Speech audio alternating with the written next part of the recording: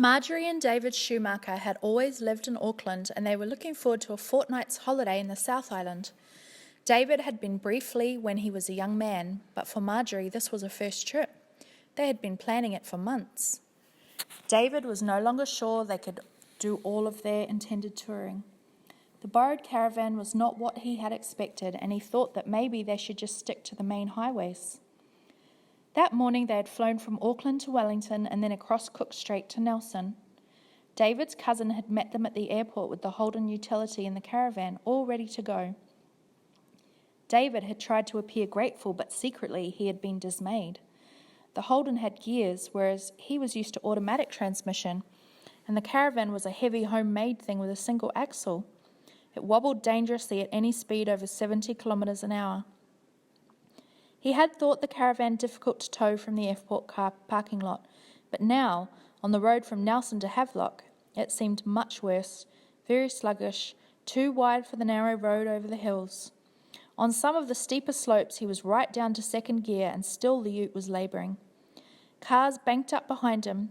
He couldn't always find a place to pull over and let them past. They travelled with a chorus of tooting. Then a car coming towards them very fast nearly finished their holiday before it had started. Fortunately, the driver was able to swerve away at the last minute. They were left feeling weak from the shock.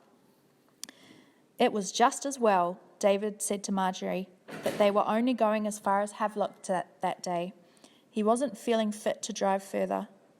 They found the camping ground quite easily, thanks to the directions given them by the man at the Nelson service station. They went together to the office to register and select a campsite. As had been predicted, the camping ground was almost empty, and they were able to choose a site conveniently located near the ablution block with a view of the sea. David wound down the legs at the corners of the caravan while Marjorie went inside to find the electric cable for the power outlet. David heard her cry out. He left what he was doing and ran round to the door. Marjorie was inside pointing to the floor and saying, "What's that?" David knew from the smell what it was, even before he saw it. In the middle of the caravan floor was a large heap of horse manure.